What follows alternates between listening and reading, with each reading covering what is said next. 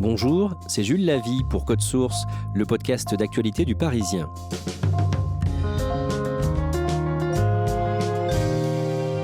D'après un sondage Ipsos publié en novembre 2020, 10% des personnes interrogées disent avoir été victimes d'inceste. Jusqu'ici, on parlait très peu dans les médias de ce fléau de l'ombre, jusqu'à la sortie du livre de Camille Kouchner sur le sujet, La Familia Grande, et jusqu'à l'apparition du hashtag #MeTooInceste à la mi-janvier. Des centaines d'hommes et de femmes ont alors raconté, en quelques mots sur Twitter, l'inceste subi pendant leur enfance. Parmi cette foule de messages, celui de Romain, un comédien, auteur et chanteur âgé de 44 ans, Claudia Prolongeau est allée à sa rencontre pour l'écouter.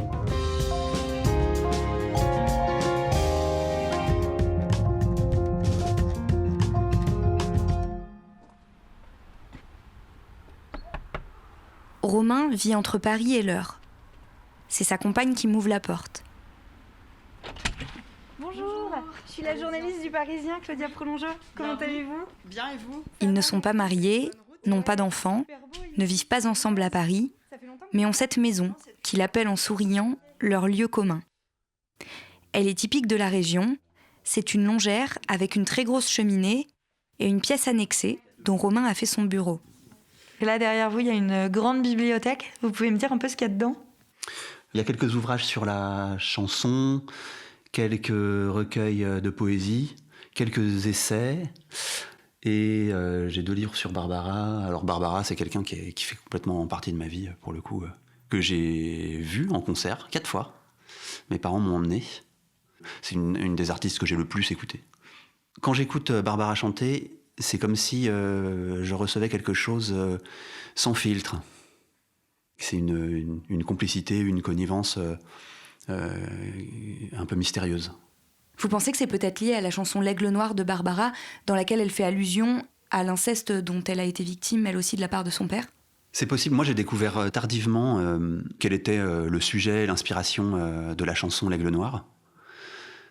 Mais en tout cas, je pense que dans la sensibilité qui est la sienne, alors j'allais dire peut-être qui est la nôtre, effectivement, les failles qui sont les nôtres, et ce qu'on peut mettre en branle pour s'en sortir, pour que la vie soit aussi joyeuse, légère, tout simplement pour qu'elle ait un sens. Il y a probablement là un rapprochement peut-être à faire, peut-être une complicité. Est-ce que je peux vous laisser me raconter ce qui s'est passé avec votre père, quand ça a commencé et comment ça a commencé ? La première fois, j'ai du mal à savoir si j'avais 6 ans ou 7 ans. Mais je crois que j'avais plutôt 7 ans. Je dormais depuis un bon moment, je pense. Mon père est venu me rejoindre dans mon lit, il était nu. Il m'a demandé si je voulais qu'il me montre comment on fait les enfants. Il m'a montré son sexe, il bandait, il m'a demandé de le toucher, il m'a montré comment le masturber, il m'a demandé d'embrasser son sexe, il s'est masturbé lui-même, il a éjaculé. Il m'a dit qu'il fallait le dire à personne, il m'a dit qu'il fallait pas le dire surtout à maman. Et il est retourné se coucher. En fait, la maison n'était pas très grande, donc il était dans la même chambre que moi, il dormait dans la même chambre que moi. Moi, j'étais sur un matelas par terre et lui, il était dans un lit. Et dans mon souvenir, je me suis rendormi tout de suite. Et vous vous souvenez avoir perçu que c'était pas normal ? Non, pas spécialement. Puisque pour moi, la sexualité n'était située à aucun endroit. Elle n'existait tout simplement pas, donc pourquoi pas là ? Entre les 7 et les 14 ans de Romain, il va être violé régulièrement par son père. Pas forcément fréquemment. Pendant des mois parfois, il ne se passe rien. Mais ça finit toujours par revenir. Dans leur maison normande ou dans l'appartement parisien, où il grandit avec ses 2 frères et sa sœur. Les enfants baignent dans les livres et la musique. Pour s'exprimer, ils sont encouragés à trouver les mots justes, La mère est réalisatrice chez France Culture, le père professeur de français au collège. Des viols, Romain ne dit rien, à personne. Il se souvient qu'un mercredi après-midi, son père lui propose d'aller faire une sieste avec lui. Romain dit non, son père n'insiste pas. Je crois que c'est la seule fois où je lui ai dit non. Il n'y a jamais eu de contrainte au sens physique. Je me souviens parfois l'avoir rejoint de moi-même. C'est-à-dire que le problème, c'est aussi, à un moment donné, puisque de 7 ans à 14 ans, on passe aussi par la phase de l'éveil, du désir, etc. Et finalement, de fait, j'ai découvert le plaisir sexuel avec mon père, véritablement. Si on était toujours dans un rapport contraint, en pleine conscience d'être absolument opposé à ce qui est en train de se produire, on pourrait plus facilement s'en détacher, c'est-à-dire je ne voulais pas, j'ai été forcé. Mais en ce qui me concerne, la difficulté, c'est de remettre tout ça au bon endroit après, puisqu'il y a aussi ce rapport de désir et de plaisir qui va intervenir, et qui, lui, pour le coup, n'est absolument pas au bon endroit. Quand on imagine un père incestueux, on imagine le mec à moitié débile, à moitié alcoolo, insensible, etc. Et mon père, c'était pas ça du tout. C'était quelqu'un qui était très intéressant. C'était, hélas, un professeur de français en collège, très cultivé, qui lisait beaucoup, qui écrivait beaucoup. Il faisait extrêmement bien la cuisine. Moi, j'aimais beaucoup faire la cuisine avec lui. Il y a plein de choses qui me constituent, qui me rendent heureux, qui me viennent directement de mon père. Je veux dire, le goût pour la chanson, par exemple, la chanson française, c'est quelque chose qui est très central dans ma vie. Et, j'en écris, j'en écoute. Ça vient de lui. C'est lui qui m'a fait écouter des chansons très tôt. Il m'a fait découvrir Bobby Lapointe, il m'a fait découvrir Barbara, il m'a fait découvrir les frères Jacques. Ça. Donc, c'est ça qui est délicat, c'est que mon père a été un père incestueux, donc c'est un criminel, et j'en suis personnellement la victime, mais ça a aussi été un bon père. Pendant plusieurs années, Romain ne parle pas du tout des viols dont il est victime. Et puis à 10 ou 11 ans, il ne sait plus trop pourquoi, il décide de s'en ouvrir à une copine d'école. La petite fille lui révèle alors qu'elle est aussi victime de son père. Ce qui passe à ce moment pour une incroyable coïncidence ne l'est en fait pas du tout. Selon les spécialistes, dans chaque classe de CM2, 2 à 3 enfants sont victimes d'inceste.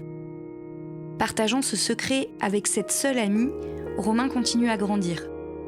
Il vit toujours dans le même appartement avec ses parents et va souvent voir sa sœur, qui s'est installée en couple dans son propre logement. Un jour, sans qu'il ne sache comment, elle lui fait comprendre qu'elle a tout appris et essaye de le confronter. Elle m'a demandé si s'était passé quelque chose avec papa. Et je lui ai dit non, pas du tout, rien. Et je suis rentré chez moi et je me suis dit bon, j'ai pas réussi à lui dire, mais je vais le lui écrire. Et je me suis mis à mon bureau et j'ai commencé à écrire à ma sœur une lettre pour lui dire ce qui s'était passé avec mon père. Je suis retourné chez elle pour la mettre sous son paillasson et je suis parti. À la suite de ça, ma sœur en a parlé à la CPE de mon collège. Et je me souviens, j'étais en cours de PS. Et le prof de PS, au plein milieu du cours, il m'a dit Romain, tu retournes au vestiaire, tu t'habilles et tu vas dans le bureau de l'assistante sociale. L'assistante sociale a pris mon témoignage et je suis parti dormir chez ma sœur 3 semaines. Et au terme de ces 3 semaines, ma mère et mon frère aîné ont débarqué et ma mère m'a dit papa est mort.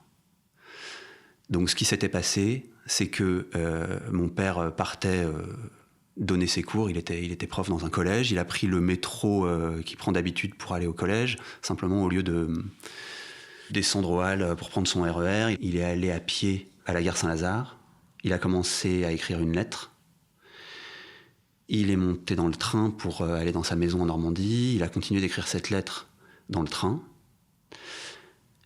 Il a pris un bain de mer. Il a conclu sa lettre. Il a pris un poison, je ne sais pas lequel, et il est mort. Comment vous savez tout ça? Parce que tout ça est dans la lettre. Après le suicide de son père, Romain est comme anesthésié. Moi, ce dont je me souviens à la mort de mon père, c'est que c'était un tel chaos dans ma tête que je n'avais pas de pensée. Au sens... j'étais incapable d'analyser quoi que ce soit. Et d'ailleurs, j'avais des problèmes de concentration énormes, parce que j'étais complètement parasité dans tous les sens par ce que j'avais vécu et qui m'empêchait... Oui, c'est ça, qui m'empêchait de me concentrer sur autre chose. Romain continue à grandir comme ça. À l'adolescence, c'est un garçon gentil, calme, qui ne fait pas de vagues. En classe, il n'arrive pas à se concentrer et ne ramène que des mauvaises notes. À la maison, après le suicide de son père, on parle beaucoup de ce qu'il a subi. Du moins avec ses frères, dont il apprend qu'ils étaient eux aussi victimes de leur père, et avec sa sœur, grâce à qui tout est sorti. Avec sa mère, en revanche, le sujet est impossible à aborder. Je crois que ma mère, elle était incapable de ne pas faire comme si rien ne s'était passé. Sa manière à elle de dire qu'elle était avec nous, qu'elle nous accompagnait, c'était d'assurer le matériel. Et elle a vraiment réussi à assurer le matériel. Et pour le reste, de fait, il fallait qu'on se débrouille par nous-mêmes. Votre père, vous m'avez dit qu'il était professeur au collège. Ouais. Vous savez s'il y a eu d'autres victimes que dans votre famille? D'autres victimes que dans ma famille? Alors non. Vous ne savez pas? Non, je ne le sais pas. Et quand mon père est mort, à ma connaissance, il n'y a pas eu de travail et de fait, parce qu'il y avait quand même eu des classes vertes ou je sais pas quoi, des vacances. Enfin, je veux dire, il y a eu des déplacements extérieurs au collège et tout ça. Donc peut-être qu'il s'était absolument rien passé, je sais pas. Hein. Mais je sais pas justement. Et bon, moi personnellement, je trouve ça vraiment hallucinant que ce travail n'ait pas été fait. En première, Romain commence à suivre des cours de théâtre et à prendre de la distance avec ce qu'il a vécu. Pour la première fois, il arrive à tenter d'en analyser les conséquences. Il passe son bac et rentre dans un cours d'art dramatique à Paris, où il reste 3 ans et décide au même moment de commencer une psychothérapie. À cette période-là, ses nuits sont rythmées par un cauchemar, toujours le même, où il se jette d'une falaise et par des crises de larmes incontrôlées. 3 ans plus tard, Romain estime que ce suivi lui a permis d'obtenir de nouveaux outils pour reprendre le dessus. C'était il y a 15 ans, et depuis, il n'a pas ressenti le besoin d'y retourner. L'année dernière, Romain a retrouvé son ami de primaire, avec qui il était resté en contact longtemps, puis qu'il avait perdu de vue. Elle n'a pas du tout eu le même parcours, puisqu'elle a fait tout le parcours judiciaire. Elle a témoigné contre son père, il y a eu un procès, son père est allé en prison. J'étais un peu jaloux d'elle parce que je me disais, mais jamais à moi, à un moment donné, à un endroit, de quelque manière que ce soit, la société ne m'a dit « tu es une victime, ton père est coupable, et voilà, c'est tout ». J'étais un peu jaloux parce que je me disais, ça l'a obligé, il lui a fallu un courage immense, mais ça l'a obligé à réagir, à ne plus être cet objet de désir qu'on prend et qu'on laisse. Ce qui n'est pas mon cas puisque j'ai jamais, moi, mis un point final au viol avec mon père. C'est mon père qui a arrêté dans un sens. D'une manière radicale, mais ça vient de lui. Parce que, d'une certaine manière, il l'a bien voulu. Moi, j'ai rien fait pour ça. Et donc, j'ai l'impression que, au début, comme à la fin, j'ai été manipulé. Cette amie peut se dire qu'elle a remis les choses à leur place. À défaut de parler de tout ça avec sa mère, Romain a pu le faire avec sa grand-mère et une de ses tantes du côté de son père. Sans qu'elles en soient certaines, elles lui ont confié qu'elles pensaient que son père lui-même pouvait avoir été victime d'inceste de la part d'un oncle dans son enfance. Ma tante savait ça, c'était probablement pas la seule. Et par exemple, ma mère, elle, ne l'a jamais su. pour elle épousait quelqu'un, elle voulait une famille nombreuse, mon père voulait une famille nombreuse, leur projet était d'avoir une famille nombreuse, et pour elle épousait quelqu'un de tout à fait sain, enfin elle se posait même pas la question. Alors qu'en fait, il y avait des gens autour, très proches, qui savaient qu'il y avait un problème énorme. Et avec toute cette libération de la parole qu'il y a aujourd'hui, je me dis, moi je me serais pas retrouvé dans cette situation-là si j'avais 6 ans aujourd'hui.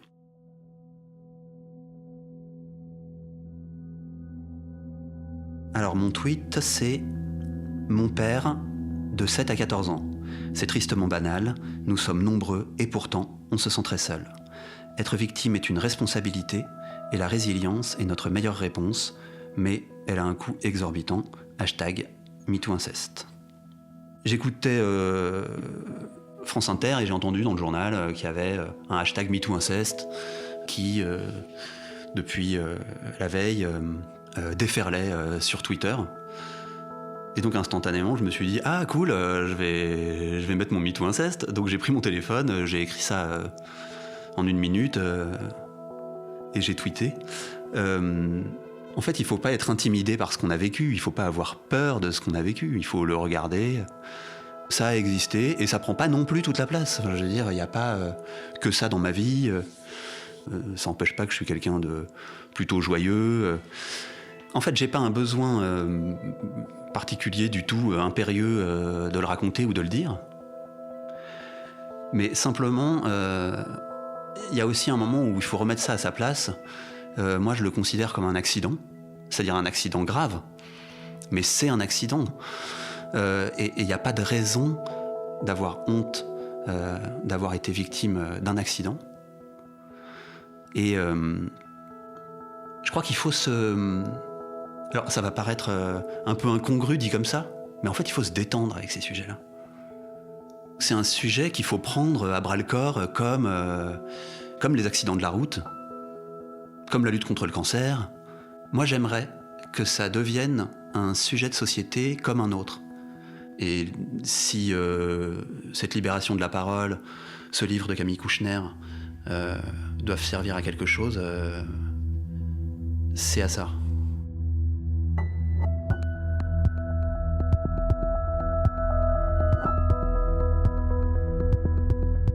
Claudia, c'est très fort ce que vient de dire Romain à la fin. Est-ce que tu sais si la lutte contre l'inceste ou la prévention de l'inceste a déjà été déclarée grande cause nationale, par exemple ? Non, elle ne l'a jamais été. En 2018, il y a eu une pétition pour faire de la protection de l'enfance une grande cause nationale. Ça n'a pas été le cas. La seule fois où la protection de l'enfance a été grande cause nationale, c'était en 97, via l'association Le Secours Populaire, et c'est tout. Le témoignage de Romain est bouleversant. Est-ce que tu as eu le sentiment que ça a été dur pour lui de parler ? Non, j'étais assez surprise même. J'ai eu le sentiment qu'il employait des mots qu'il avait très bien choisis et que c'était pas la première fois qu'il le faisait. Ce qui a été difficile en revanche pour lui, c'était de parler de sa relation avec sa mère. Il t'a d'ailleurs envoyé un message pour apporter des précisions là-dessus. Oui, je pense que c'est important de le mentionner parce qu'il m'a dit dans ce message que c'était une chose à laquelle il avait réfléchi 1000 fois et qu'en fait il avait complètement oublié de me le dire. C'est clairement les questions sur sa mère qui l'ont mis le plus en difficulté au moment de cette interview. Et il m'a écrit dans un mail « Ma mère m'a toujours invité au silence et c'est toujours le cas aujourd'hui. En 30 ans, elle ne m'a jamais demandé ce qui s'était passé. Je sais maintenant que cette injonction au silence a eu sur moi un effet aussi dévastateur que les viols, pas moins. Outre le moyen de prévenir et d'éviter le plus de drames possible à l'avenir, le #MeTooInceste doit, selon moi, servir à cela pour celles et ceux à qui c'est arrivé, que cela soit audible, recevable, réhabilité à sa place d'accident de la vie. C'est à cette condition que nous pourrons tous, victimes et proches de victimes, enfin parler d'autre chose. » Un dernier mot, Claudia, pour aller plus loin. En podcast, tu nous conseilles une série de podcasts à propos de l'inceste produits par Louis Média. Oui, c'est une série qui est sortie au mois de septembre, il me semble. C'est une série qui est absolument passionnante, avec un travail extrêmement fouillé, extrêmement précis sur l'inceste. Moi, je l'ai écouté au moment où c'est sorti. Je ne savais pas, évidemment, que ça serait un sujet dont on parlerait autant dans les médias en ce début d'année. Ça s'appelle « Ou peut-être une nuit », en référence à la chanson de Barbara, L'Aigle Noir. Et c'est absolument bouleversant.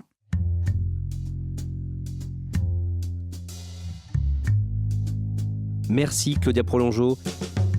Cet épisode a été produit par Thibault Lambert, réalisation Julien Moncouquiol. N'hésitez pas à nous écrire codesource@leparisien.fr ou à nous interpeller sur les réseaux. Code Source est le podcast d'actualité du Parisien, disponible chaque soir du lundi au vendredi. Pour ne rater aucun épisode, abonnez-vous sur Apple Podcast ou Google Podcast par exemple.